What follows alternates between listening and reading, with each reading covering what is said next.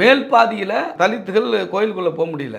இன்றைக்கி வந்து சிவகங்கை மாவட்டத்தில் ஐயப்பராஜுங்கிற ஒரு இளைஞன் பைக் ஓட்டிட்டு போனதுனால அவன் வந்து வெட்டப்படுறான். டூ வீலர் எப்படி ஓட்டுற நீ ஒரு தலித்து அப்படின்னு சொல்லி வெட்டப்படுறான். அப்போ வந்து தேவேந்திரராஜ் என்கிற ஒரு 11வது படிக்கிற மாணவன் கபடி விளையாட்டில் ஜெயிச்சு பரிசு வாங்கி கொண்டாடினாங்கிறதுனால அவன் வெட்டப்படுகிறான். எங்கே பார்த்தாலும் ஆணவ படுகொலைகள் நடந்துகிட்டு இருக்குது.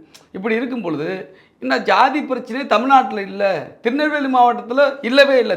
நான் சொல்கிற விஷயம் பெரும்பாலும் அதிகமாக திருநெல்வேலி மாவட்டத்தில் ஜாதி பிரச்சனை நிறைய நடக்குது, மோதல்கள் நிறைய நடக்குது, வன்கொடுமைகள் நிறைய நடக்குது. அப்படி இல்லவே இல்லைன்னு சொல்கிறாருன்னா அவர் இந்த தமிழ்நாட்டில் வசிக்கலையா, இல்லை இந்த இந்தியாவில் இல்லையா, இல்லை இந்த பூமி பந்திலே இல்லையா? இவர் என்ன வந்து போய் வேற்று கிரகத்தில் போயிட்டு வராரா?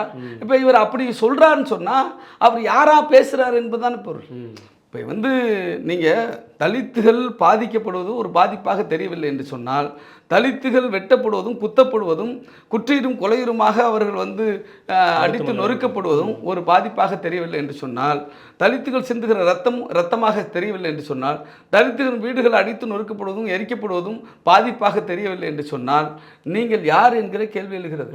இப்போ ஜாதி யாருக்கு ஜாதிய ஆதிக்க மனநிலை இருக்கோ அவங்களுக்கு தலித்துகள் பாதிக்கப்படுறது குறித்து அக்கறை இருக்காது, அது பாதிப்பாக தெரியாது. அப்போ அப்பாவுக்கு அது பாதிப்பாக தெரியலன்னா நான் குற்றம் சாட்டுகிறேன், அப்பாவு சாதிய மனநிலையோடு சாதி ஆதிக்க மனநிலையோடு இருக்கிறார் என்று நான் குற்றம் சாட்டுகிறேன்.